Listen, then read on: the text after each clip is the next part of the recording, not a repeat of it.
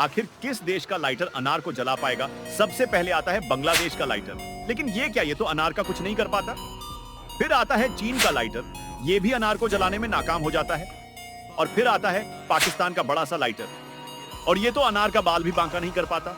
फिर आता है अपने देश यानी कि इंडिया का लाइटर, लेकिन उसे देखने से पहले बेटा, मुझे देखकर इग्नोर मत करना।